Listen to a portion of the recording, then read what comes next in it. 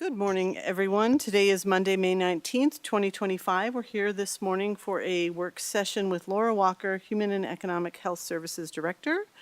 I'm Kristen Stevens, Chair of the Board of County Commissioners. With me is my fellow commissioner, Commissioner John Cafalas. We also have our County Manager, Lorenda Volker.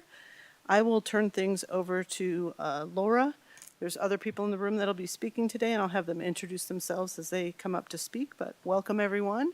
And Laura, we'll let you take it away. It looks like we have 2 items on our agenda this morning. Yes, thank you, Commissioners. Laura Walker, I serve as the Human and Economic Health Services Director. And today we have, as mentioned, 2 agenda items. The first one is around our Emergency Rental Assistance Program, which was the federal program that was instituted in the midst of COVID and trying to come out of recovery for people that were housing and had instability in their housing and were threatened with eviction. That agenda item we've slated 15 minutes for because we think it's going to be a little bit more of a succinct report out.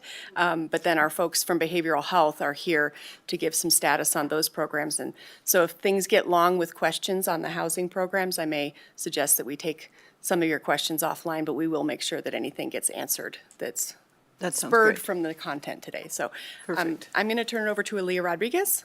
She's going to be giving you the report on that emergency rental program. Thank you, Laura. Good morning. As stated, my name is Aaliyah Rodriguez. I'm the Housing Stability Program Manager with Larimer County. And I'm grateful to be here this morning to walk you through snippets of the final report for Larimer County's Emergency Rent Assistance Program 2, also known as ERAP 2. As a reminder, this is a federal program created to help renters who fell behind on payments due to financial impacts from COVID-19. Larimer County received just over $11.5 million to serve the community, and we partnered closely with Neighbor to Neighbor to deliver most of that aid. The program ran from October 2021 through April of 2025, providing direct assistance to individuals and families.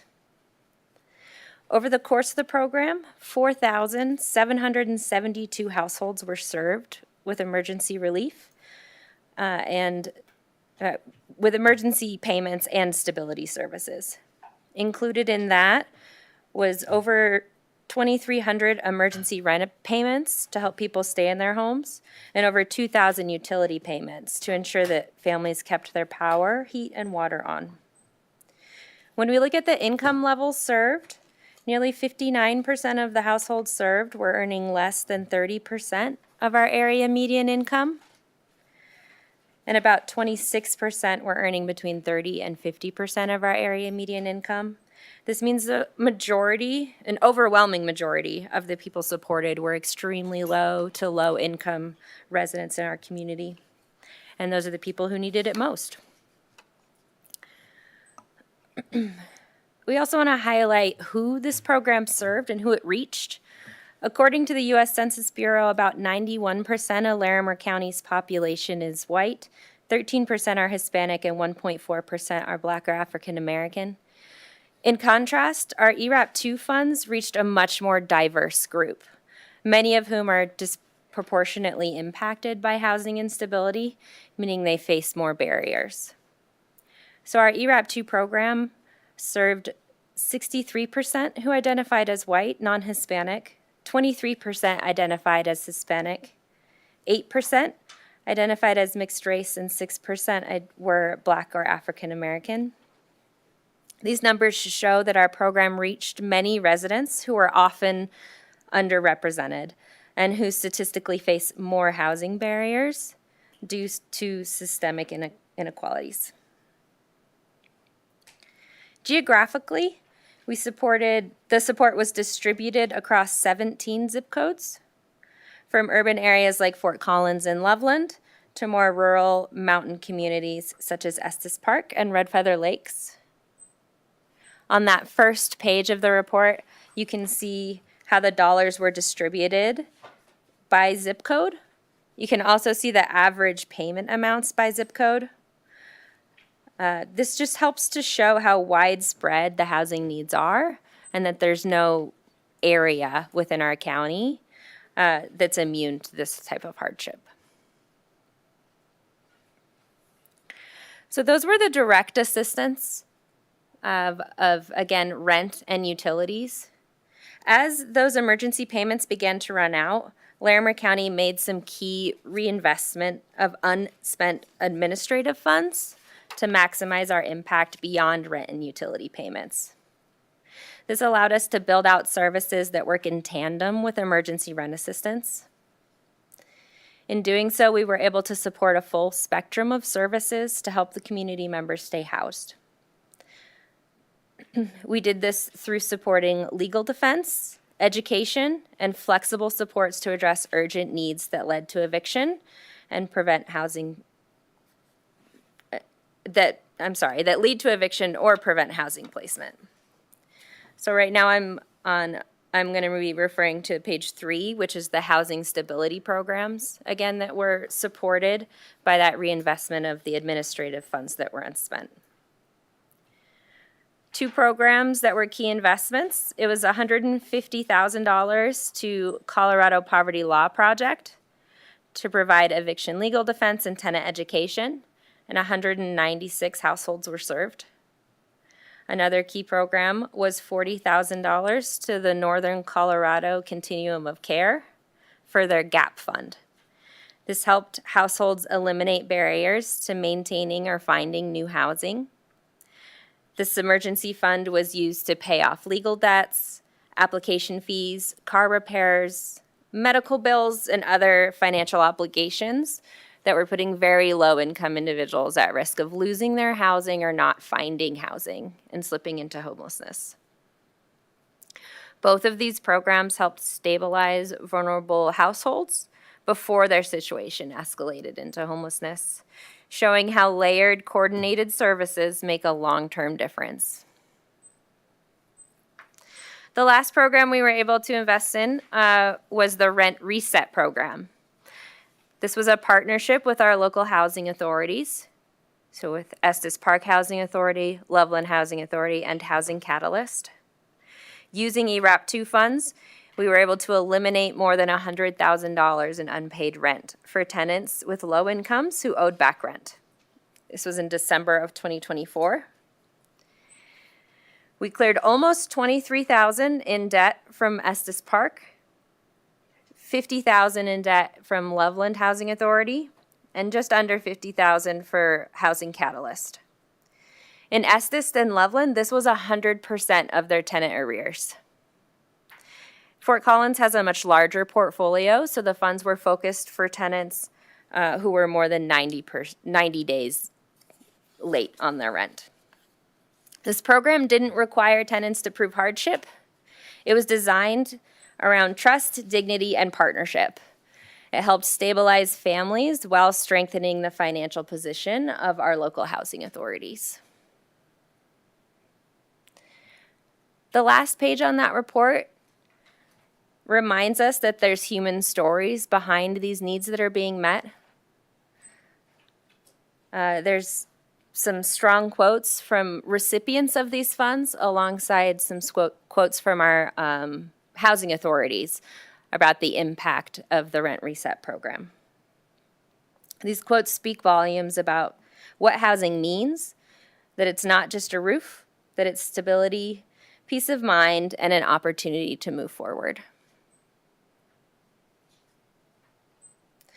In closing, ERAP 2 provided more than financial assistance. It gave thousands of people time to recover, stay housed, and avoid cascading crisis. Through smart partnerships and thoughtful reinvestment, Larimer County was able to extend its impact and build long-term stability. I know that was a lot to go over in a short period of time, and I apologize for the scrambling between the report, but it was a big program that lasted 4 years and got a lot of money out to our community, and I'm really proud of how it ended up. I hope that the county is proud about the impact that it provided, and that the program was run with compassion and equity in reaching those who needed it most. So thank you for your support. Thank you, Aaliyah. Questions from the commissioners? Commissioner Shattuck McNally. Thank you, Madam Chair. Thank you, Leah. Fantastic work. And I know this came at a time where we had some unexpected but welcome resources to do some really impactful work. I just had a quick question back. You had mentioned on page 3 about layering of funds. And so these were the rental assistance. What other layering of funds? Was it from these other agencies or with like maybe heating assistance or other, when you say layering of, you mentioned layering of funds, sorry, I haven't slept much the last 36 hours, but I was curious about, when you say layering, what, is there a strategy there, or what is it just the rental assistance, or is there other things that come together to keep folks housed? Just curious. So within the ERAP 2 program, it was really trying to extend our impact outside of just the rent and utility payments. And that was demonstrated through those 3 housing stability programs that we invested in. So this report is strictly the ERAP 2 funds. It does not incorporate any funds from the county continuing this work forward. Okay, so I'm just curious, when we have the utility and the rent and some others, what big takeaways were that it's not just maybe covering this portion, that there maybe is a strategy or some ahas about this layering of things, that it's not just this portion, that if you don't have other things covered, then it might not be a successful one, if there's any big takeaways from that. Yeah, I mean, I think that you're hitting it correctly, right? You have to invest across the needs. It's great to have the rent paid, but it's not great to have a home that you don't have power or heat, right? So we have to extend those resources and programming across that. And then also other things come up in people's lives where they have to decide between rent or a medical payment or legal assistance. So again, investing in programs that help with those outer layer pieces as well, it really encourages housing stability. And that's what we were able to do with these funds, is provide a full spectrum of services to ensure that those who needed it most stayed housed. Thank you, that's a great answer, I appreciate that. Thank you for your work again. No problem. Commissioner Cross, any questions? Reminder that we've got about 2 minutes on this topic, and we're going to move to the next topic. So please go ahead and ask your question, and we'll see if we can answer it in that time. Well, in light of that reminder, I will just offer some comments of affirmation for this good work. Thank you. I had a few questions, but perhaps we can talk about them offline. Just so you put them in the parking lot because of the time. One, regarding the slide on rent reset, just questions related to maybe more explanation of what that is and why those funds perhaps are administered through the, looks like through the 3 housing authorities. Curious about that. A second question that comes to mind is good information about demographics and folks that are served. I wonder if we have any information on family composition. In other words, 4-person households, 2-parent households, et cetera. Forgive me. There were a couple of others. I suppose the overarching question, and maybe you touched on this, and that is, well, we did good work for the last 4 years. The money's gone, but I suspect folks still need help. So I wonder, what the plan is going forward as best as we can. And again, all of these are maybe for parking lot. One final question that I remembered on the reset thing, and that is when we looked at households or families that got into arrears regarding their rent payments, what were some of the reasons why they got into arrears? That's all, thanks.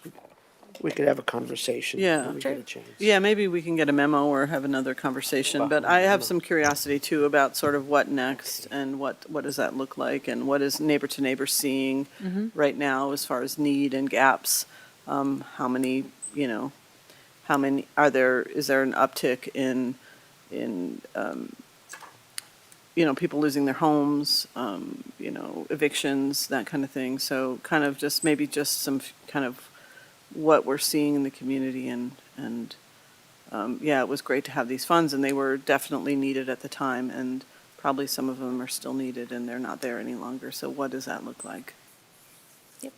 Happy to follow up with a memo on that, on the current landscape. Yeah. I'll also add that Larimer County continues to support this work outside of ERAP too, and has granted funds to Neighbor to continue that direct rent assistance, and also granted funds to Colorado Poverty Law Project to continue the legal assistance in education. So those are Right. two ways that the Yeah, county no- continues to support it moving forward. Right, and I'm grateful for that, and like, I'm wondering, how, there's still people falling through the gaps on that kind of thing, because we're probably not able to fund at the level that we received funding from the ARPA dollars. And there were a number of other funding streams that entities like Neighbor had access to that are drying up as well. So we can include all of that landscape description in the memo back to the board. We will do that. It would also be helpful to know how, I think in some of the previous reports, how many households we were able to help, families that live in manufactured housing. Okay. Okay. But thank you, Leah, really great information, and we'll see what we can do for the future. But this was a great program, and it did help a lot of people, and that was great to see the geographic diversity of the people that we helped, so thank you. Great, thank you. I will add just one more piece, is to really commend both our partners at Neighbor and the other entities, as well as within the county, and managing those administrative costs so that we had those savings to use near the end of the program, and when we kind of had to put a stop to the individual rent assistance payments. But, being good stewards really shone through in this, because we did not meet the cap that was allowed for administrative expenses, and therefore we had that supplemental to be able to do a little bit more programming right near the end that was really helpful to people besides just rent supplement recipients. Yeah, so Thank you for that that reminder. was a good strategy. Thank you, Aaliyah. Yeah, thank you. Great. All right, thank you. So next, we have an exciting update from our Behavioral Health Services Department and the operations at Longview. So I'm going to have Amy and her colleagues come up and give you all an update about the good work that's happening out at Longview, as well as the other programs within Behavioral Health Services. Wonderful. Welcome, everyone.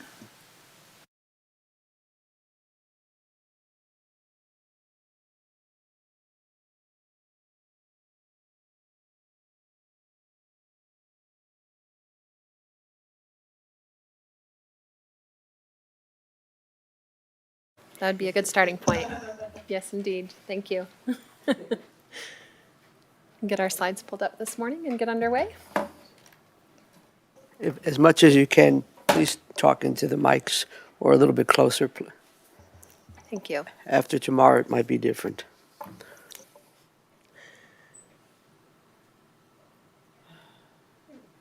All right.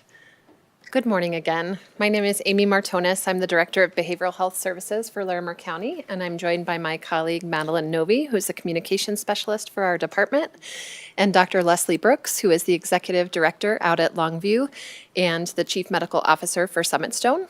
And we're excited to be with you today during Mental Health Awareness Month for this work session to provide an update on the ongoing work happening at Behavioral Health Services. Our agenda this morning spans our operations. We want to share some with you about the process of strategic planning that's been underway in our department, an update on our community investments and the 3 priority areas where we reinvest the sales tax revenue back into the community. And then Dr. Brooks will share an update on the Longview campus and some data around acute care services that have been provided. We'll talk briefly about the multi-year funding co-design process that is underway, and some of our efforts around communications and public engagement, as well as wanting to take your questions and feedback. So the Behavioral Health Services team has been engaged in a departmental strategic planning process to build on the foundational work that started with the passage of the 2018 sales tax measure. This measure continues to fund both our community investments in behavioral health and the operations of our department. So we began this work by reviewing the department's accomplishments to date and asked ourselves a forward-thinking question. What do we want the departmental story to be 5 years from now? This reflection guided us to consider how we'll advance the community's master plan for behavioral health over the next 5 years in alignment with the intent and the direction of the ballot language that underpins all of our work. Through this planning process, it's been encouraging to reflect on all of the progress that's been made to date. Notably, tremendous collaborative efforts led to the launch of the Impact Fund grant program, followed by the opening of the acute care behavioral health services at the Longview campus in 2023, both of which are major milestones in our department's work. While Longview and the Impact Fund remain central pillars in supporting behavioral health in our community, this strategic planning process has also provided an opportunity to capture the full scope of our department's work. It allowed us to identify and evaluate emerging needs that will further advance the overarching direction outlined in the community's master plan for behavioral health. What you see here represents the next iteration of our department's strategic guideposts. In alignment with the county's guiding principles, we've refined our purpose statement, our core values, our vision and mission to reflect where we are now and where we're headed. So it's important to note the purpose of our department is that we exist because our community values behavioral health. The core values that underpin our work are our stewardship, the community involvement that steers and governs this work, and that all of this work is done through partnership. Our vision is that Larimer County is a community where people are empowered and supported in accessing a full range of behavioral health services that promote well-being for all. And our mission is that we aim to develop a sustainable and flexible behavioral health system through community investments and partnerships. With our purpose, vision, mission, and values established as guiding pillars, the next step is to identify strategic priority areas that will help us focus our efforts as we continue advancing the community's master plan for behavioral health. Through this planning process, 6 strategic priority areas emerged, 3 that are departmental focused and 3 that are community focused. Our next step is to incorporate insights we've gained from our advisory groups and broader stakeholders as we begin to develop short-term, midterm, and long-term goals for each area, and we'll be looking forward to reporting these out and sharing in an ongoing way with our community. So these priority areas that have an internal focus is around our operational excellence, our governance and partnerships, so how we continue to engage with our stakeholder groups, our advisory groups, and working with wider county leadership and of course with the board, and our communication and public engagement. It's been a pleasure having a communication specialist join our team just a handful of months ago to share out the good work that's happening in the department, and there are so many stories of impact that we're excited to share with the community. The 3 strategic priority areas for the community-focused work are our community-driven investments, which include developing multiple funding mechanisms, one of which is the Impact Fund grant program, and in a few moments we'll talk more about the multi-year funding initiative. We'd like to put some effort towards looking at and thinking about system-wide strategies to strengthen our behavioral health workforce capacity across the community. We recognize that without a strong workforce, the rest of the goals in the Community Master Plan for Behavioral Health are challenging to accomplish. We need highly skilled and retained professionals doing this work. And the third is system infrastructure. So the pieces that we've heard again and again about our data sharing and customer access to care and making those processes more seamless across organizations and for folks that are looking for resources in our community. We're excited for this work to continue, guiding both internal efforts and community investments that are made possible by our Larimer County voters, all of whose support is what makes this work possible. Before we shift to a discussion on community investments, I'd like to pause and welcome any questions or feedback on this aspect of our work. Any questions? Go ahead, Commissioner.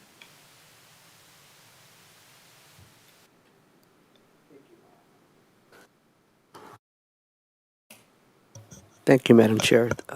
Thank you, Amy, colleagues. One question that I like to present is how does, especially when we look at behavioral health workforce capacity, how are we aligning our efforts locally with statewide efforts? For example, in my role on the Intense Behavioral Health Services Implementation Advisory Committee, we now call it the not the Medicaid system of care, but the Colorado system of care regarding children and youth with high acuity needs. And one of the things that is going to go live, I believe, at least preliminarily, July 1st of this year, is working with this CSU School of Social Work to develop a workforce capacity center. And I suspect you're nodding your head, so you're aware of all that. So my question is, how are we complementing, aligning with those efforts that are looking to address the needs of children and youth who have really high acuity needs? Some of this, I think, is coming out of a bill, House Bill 24-1038, and there's another one. Can you please comment on that, Ms. Martonis? Absolutely. Thank you for the question. You're welcome. It's essential that this work and our strategy and approach to it is centered in collaboration and not duplicating or trying to repeat efforts, but complementing and coming alongside. So we see partnership as being critical not only with the BHA, the Behavioral Health Administration for the state, and the efforts underway to strengthen the workforce through their training portal and some required trainings that they have for emerging professionals providing crisis care, and how can we build that in systemically. But with our higher education academic partners as well, our community colleges are getting ready to launch a behavioral health certificate program in the fall of 2025 for a micro-credential or a beginning step towards a career pathway in behavioral health.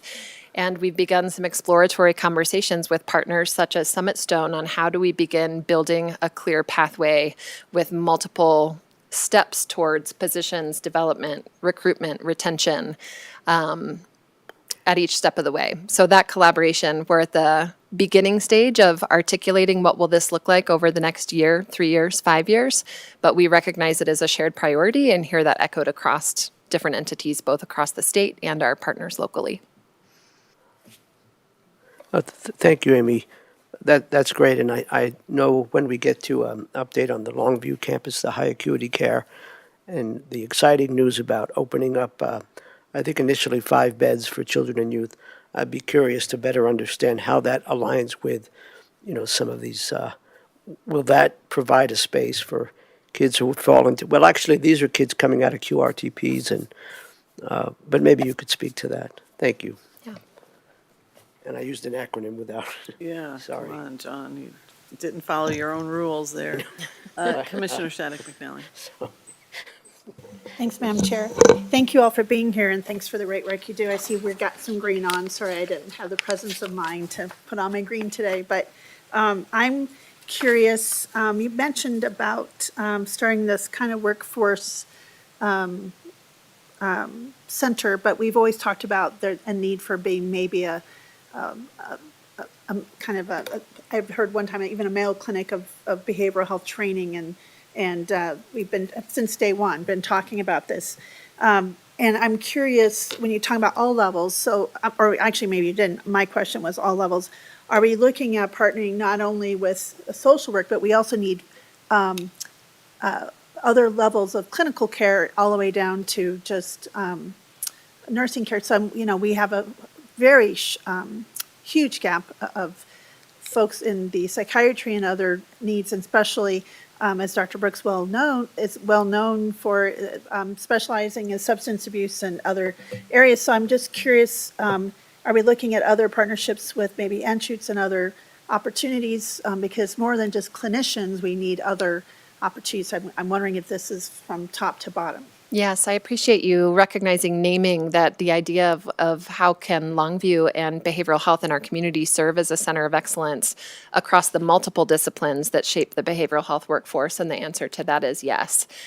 So Dr. Brooks has already been providing the lens through Summit Stone across medical professionals, particularly nurses and prescribers, as an emerging and ongoing need. And so as we think about and strategize and delineate some of those short-term, medium, and long-term goals for this work, those types of partnerships will be critical, and it will be across disciplines.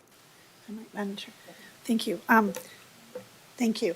And I figured that was the answer, but I just wanted to also ask that publicly. Yeah, thank we you. are very fortunate, thank you, Amy, to have Dr. Brooks as a partner, and the wealth of expertise and knowledge and just skills. Just very fortunate and very grateful, Dr. Brooks. And there's a lot of data happening that you know, over a decade of time I've been involved with this endeavor and the same, a lot of data being collected that's never been collected before. And a lot of data share is happening with folks who maybe would never have access to this data. And some of it's very sensitive. So when you talk about data sharing, are we looking at a wide spectrum? Or are we going to start go slow to go fast with us and Dr. Brooks and others? Because I think some folks use this data for maybe things that are not aligned with us. I want to make sure, I know there's some HIPAA things, but also, how are we using this data to help us as a county first to, along with our partnership with Stone, to know our direction and pathway? Because we cannot be the place, in my opinion, for everyone to send some high acuity things, because we don't have that capacity in the long run, and we don't want to do that. So I'm just curious about that. Yeah, I appreciate the question. And thinking about that overarching goal as system infrastructure, I recognize I specifically named data sharing as a barrier. And I was thinking about the work underway that's being led by Emily Humphreys and the team around the LINK project. So that is a going slow to go fast and learning from other communities across the country that have been leading the way in meaningful data sharing that promotes efficient and beneficial access to care and prevents folks from needing to retell their story over and over again if the appropriate releases and permissions for that data sharing are in place. So that's one strategy within the wider bucket and consideration of the system infrastructure that needs strengthened to help streamline and make our work more efficient across partnerships. But I've appreciated that effort has been supported by an impact fund grant in doing this initial exploration. And I know we're learning a lot through the collaborative effort and wanting to learn from our partners out in Kansas who are about a decade ahead in implementing this work. So I'll look forward to sharing more updates about what that means and what it looks like as we continue down this pathway. And I got to connect with those partners when I went out and 2 years ago when we were out in DC, and it was really, and also online, and just really like, wow. And it was great already to hear we were connected. And I think you're right. I got to experience and see what happens when someone who's in crisis has to repeat and repeat and repeat. But when folks have pieces of the story and can come together and share and say, how do we come together to support this individual in their time of need? It made a big difference. So I appreciate the work that you guys are doing. That's all I have for right now. I'm sure I'll have more questions, but I'll hold them for later. Thank you. Thank you. Yeah, I think we'll keep moving. Okay, thank you. Next, we wanted to provide an update and a snapshot of our community's investment in behavioral health since 2019. We'll take a closer look at the services being delivered at Longview after this financial discussion. We'll also highlight the geographic access to the critical community resource that's been provided through this investment. But just want to name that it's truly remarkable that since 2019, our community has generated $128 million in dedicated funding for behavioral health. What you see here on the slide is a breakdown of the tax revenue by municipality for 2024. And we wanted to share this because it's important to illustrate the widespread support across Larimer County that continues to make this work possible. So when we think about the funding that our community is investing in behavioral health, there are 3 ongoing funding areas where these dollars primarily go. The first is the construction and opening of Longview, which was a $43 million investment to build and open this campus, which provides essential acute care services that you'll hear more about. Next is the Impact Fund, and since its launch, the Impact Fund has awarded 228 grants totaling $14.7 million to 72 organizations across our community, and they support a wide range of behavioral health initiatives that span the county. The third area is co-response. The Department of Behavioral Health invests approximately $500,000 annually to support co-response that pairs behavioral health clinicians with the Larimer County Sheriff's Office personnel. We also serve as a pass-through for a state-level grant through the Behavioral Health Administration to support co-response programs with both Loveland Police Department and Fort Collins Police Department. So looking ahead, we're preparing to launch a multi-year funding initiative in 2026. This effort will allow us to deepen our impact on system change while complementing the flexibility and reach of our annual grant program. And before we dive into some of the details of that initiative, I would like to transition to the Longview campus and invite Dr. Brooks to share more with you now.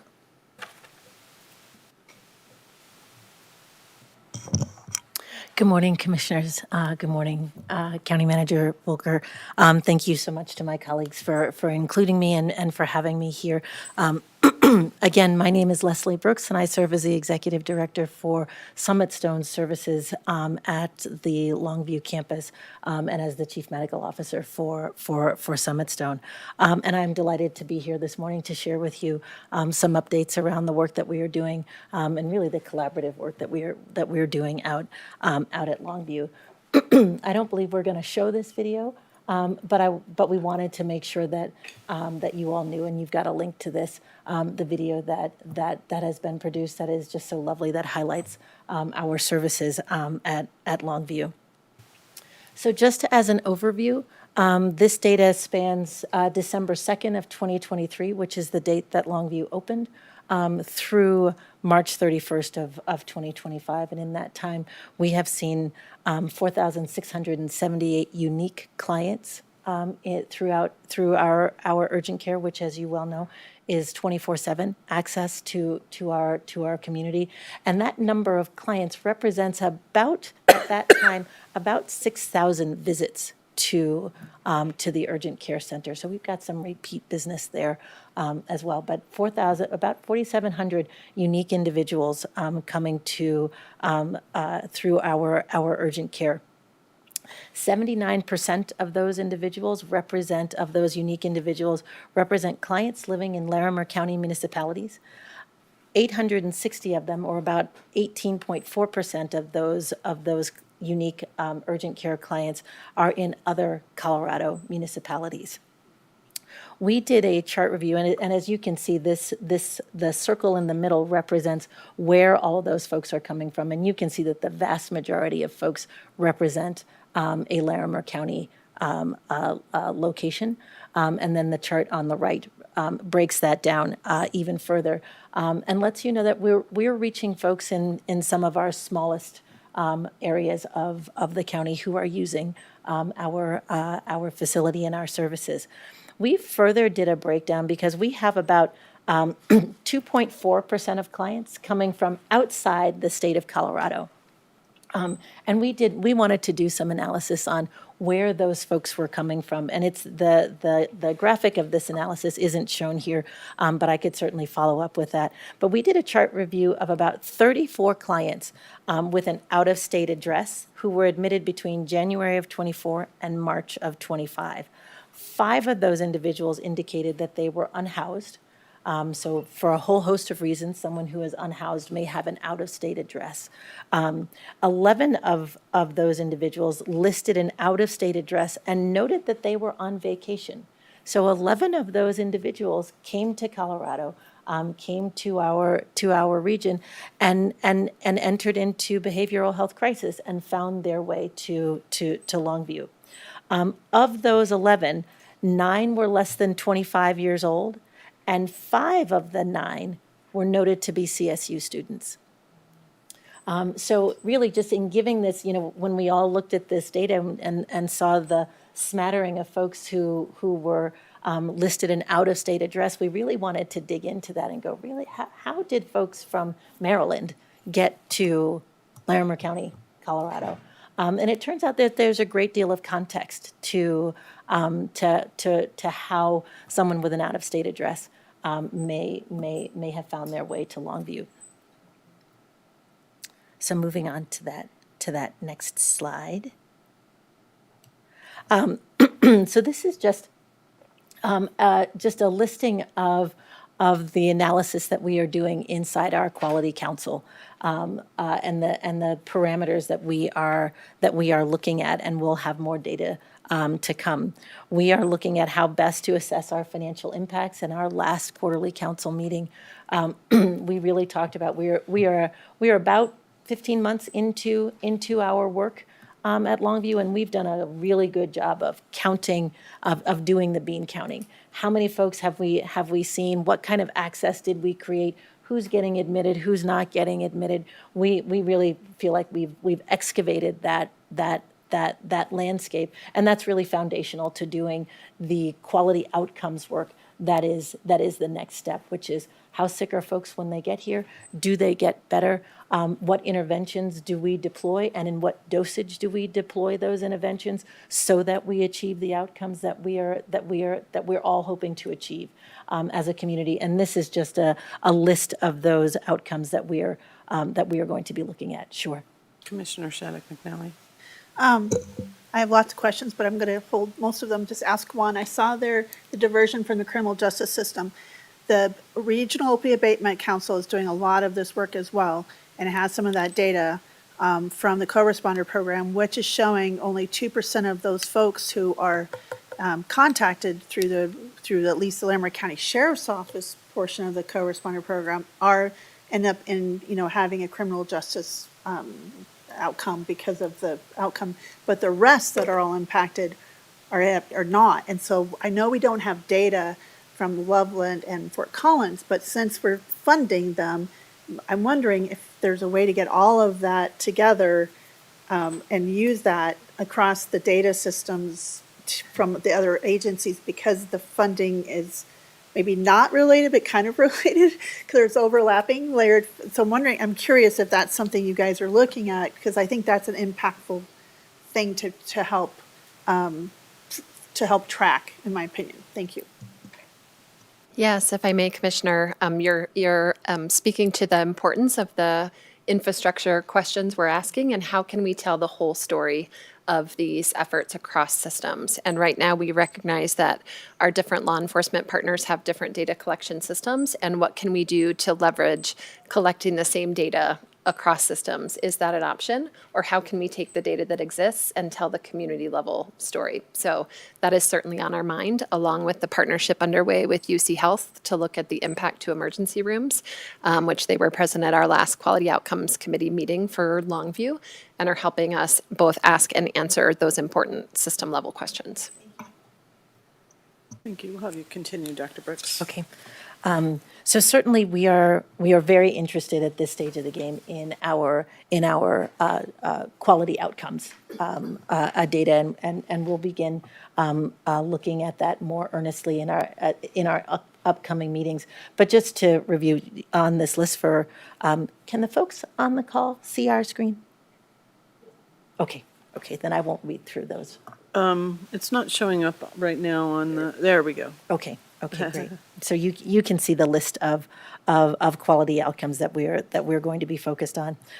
In addition to that very data-driven quality outcomes work, we are also interested in what our clients have to say about their experience with us as they come through our services at Longview. And this slide just highlights the robust and voluminous ways in which our folks communicate their experience of our services at Longview.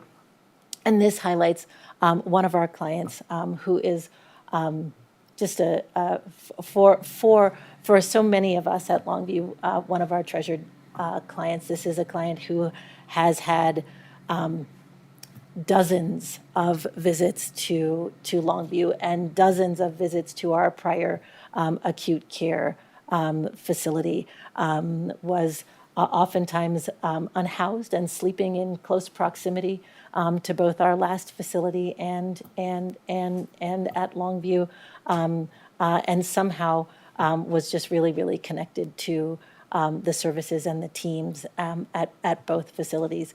And after probably a little over a year of seeing this client in various states of crisis, this person is now housed and has been housed, I want to say, for almost a year, and doing incredibly well, and is one of the loudest voices around the value of the services that they received, and of the I'm not going to find the right words to describe it, but of what a journey recovery is, and how many times it takes, and of what is needed from our clients and what is needed from our systems to walk alongside someone in that journey. So that is highlighted here. Moving on to our next slide, and just a little bit of an update on our adolescent services. As you all know, our commissioners approved our proposal to implement an adolescent unit at Longview in December of last year. That unit will serve adolescents 12 to 17 years old. We are slated to open that unit in late summer of this year. Beds will initially be open to youth, and I'll just make a point. We have long served youth from the beginning at Longview. We have done so in our 24/7 urgent care and in our 23-hour observation. And our Larimer County Department of Human Services has long been one of our most trusted partners in the care of youth in crisis in our community. And as a result, when we contemplated starting bedded adolescent care, and that's what this unit is. Our urgent care services and assessment will still be available. Our 23-hour observation will still be available for youth, but come late summer of this year, we will actually have beds, acute care beds for our adolescent population ages 12 to 17. And it's important to note, and for us to all be stewards of what this care is and what it isn't. This is acute care for 5 to 7 days, sometimes a little longer under particular circumstances, but it is acute care. It is short-term acute care for 5 to 7 days. It is not long-term care like the QRTPs that you referenced. Qualified Residential Treatment Facilities is what treatment programs is what QRTP stands for. It is not long-term care. This is short-term acute care. And we will be partnering with our Department of Human Services to serve those kids initially. Again, given how closely we collaborate with that department, we thought it made a whole lot of sense to have a bit of a soft opening and begin with referrals from that area. This unit has 8 beds. It has 2 single occupancy rooms and 3 double occupancy rooms. So we have capacity for 8, but we will start with 5 single occupancy rooms and 5 clients with direct referrals from our Department of Human Services. We are in the process of licensing. That unit requires licenses from 2 state agencies. One is the Behavioral Health Administration that requires an adolescent endorsement, and the second is the Colorado Department of Human Services, which requires a residential child care facility license. We have been given the adolescent endorsement from the BHA, and we have a provisional residential child care facility license.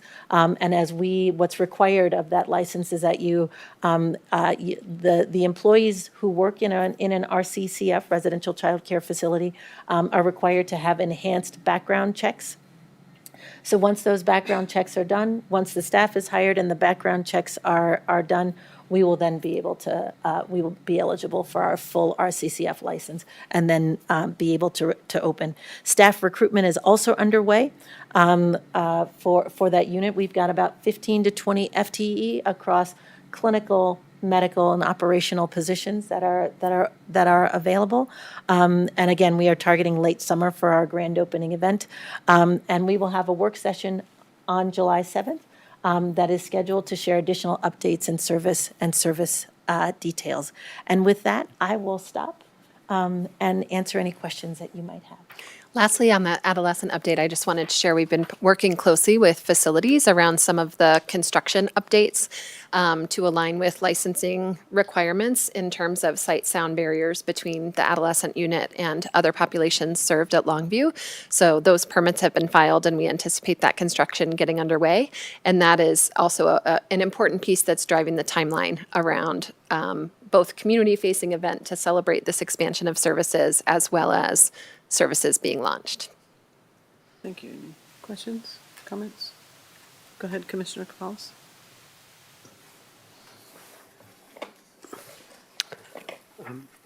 Thank you, Leslie. Can you further explain the process where an individual 12 to 17 years old would end up in our acute care facility, adolescent acute care facility?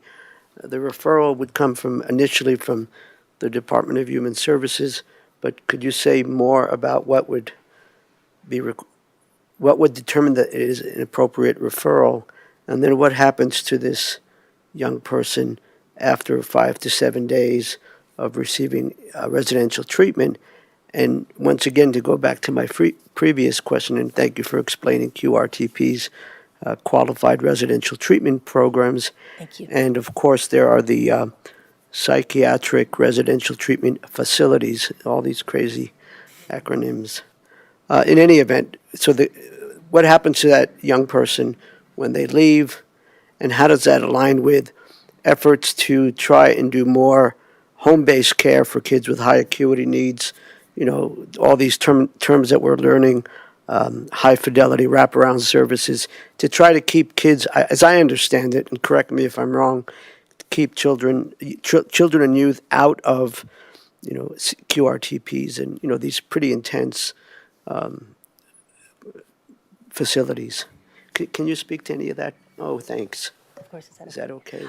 Yeah, of course. Thank you for the question, Commissioner. So as I understand your question is about both the criteria for bringing them into a And facility then what like happens Longview, afterwards? And then what happens. And how does that after. maybe interface with, you know, what we're trying to do at the state level with, you know, more home-based care and high-fidelity wraparound and keeping Absolutely. kids out of QRTPs and Absolutely. Thank you, ma'am. I'll start with the end, which is what we know about providing good care for children in crisis, is that the less out-of-home placement we can do, the better for that child, the better for that family, and the better for our community.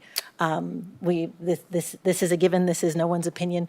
This is what we know about good care for our kids. And certainly Summit Stone has a lot of outpatient work focused in this area. We certainly through your efforts have been listening into those conversations around the emerging work around children and youth in our community, and how to make sure that we have good wraparound services.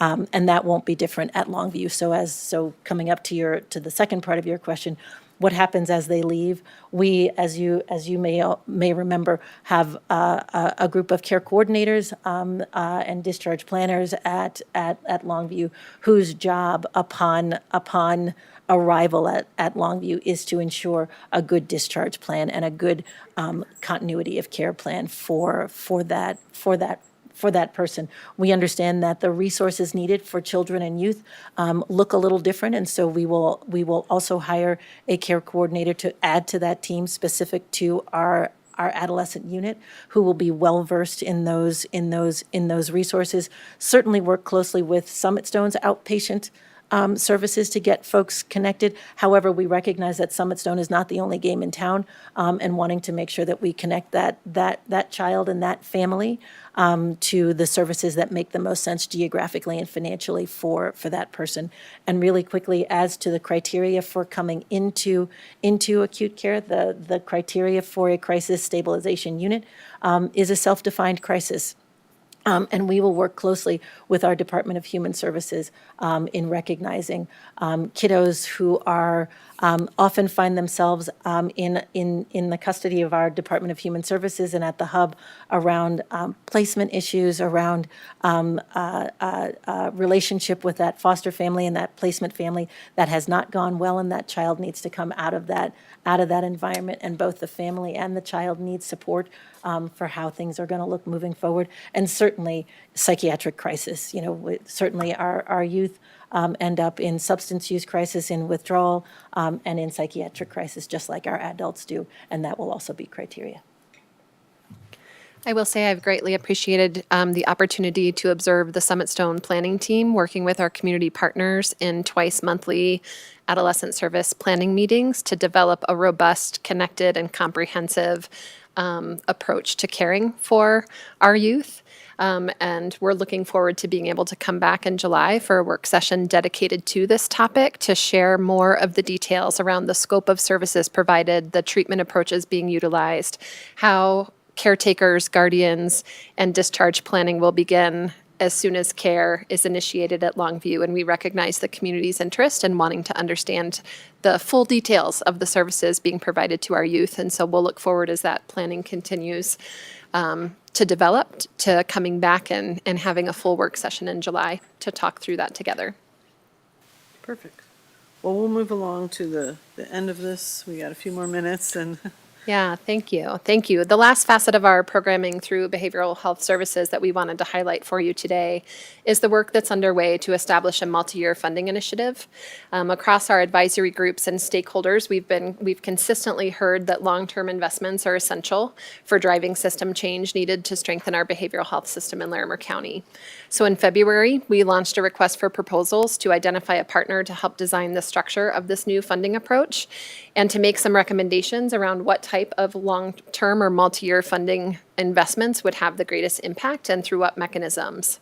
So for that RFP, we received 15 strong proposals through a competitive process through our purchasing department and are pleased to share that we've contracted with Corona Insights as our partner in this work. We're excited to collaborate them on shaping this next phase of our investment strategy for our community. Where we are in the process right now is we launched our work with Corona Insights at the beginning of May, and the next handful of months through early fall will be our stakeholder engagement meetings that they will help facilitate.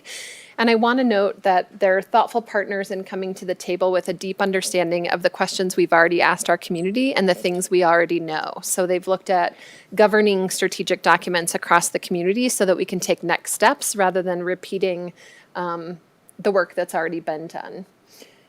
In later fall in November, we'll be working with them through synthesizing the information that we obtain and doing framework development.